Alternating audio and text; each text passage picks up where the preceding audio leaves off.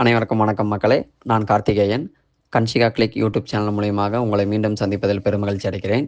இன்றைக்கி நாம் பார்க்கக்கூடிய வீடியோ ஷார்ட் பதிவு என்னன்னு பார்த்தீங்க அப்படின்னா, மகா சிவராத்திரி விரதத்தால் கிடைக்கும் நன்மைகள். மகா சிவராத்திரி வருகின்ற 26/2/2025 சிவராத்திரி அன்று 3ஆம் காலத்தில் சிவனாரை வழிபட்டால் எப்பேற்பட்ட பாவங்கள் செய்திருந்தாலும் விட்டு விலகி போகும்.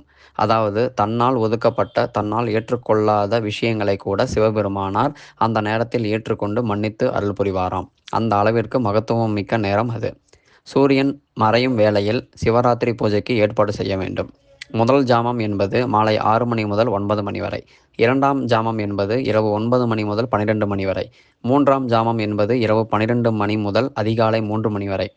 4ஆம் ஜாமம் என்பது அதிகாலை 3 மணி முதல் 6 மணி வரை. 3ஆம் ஜாம பூஜையில் தேன் அபிஷேகம் செய்ய வேண்டும். அரைத்த பச்சை கற்பூரம், ஜாதி முல்லை மலர் சாற்ற வேண்டும். 3 இலைகள் கொண்ட வில்வத்தால் அர்ச்சனை செய்து எல் சாதம் நெய்வேத்தியம் செய்து சாம வேதம் சொல்ல வேண்டும். சிவராத்திரி அன்று இரவு முழுவதும் சிவபுராணம் உபன்யாசம் ஒரு சில கோயில்களில் நடைபெறுகிறது. அதை கேட்கலாம். அமைதியாக சிவ மந்திரங்களை சொல்லி தியானிப்பது நலம் தரும்.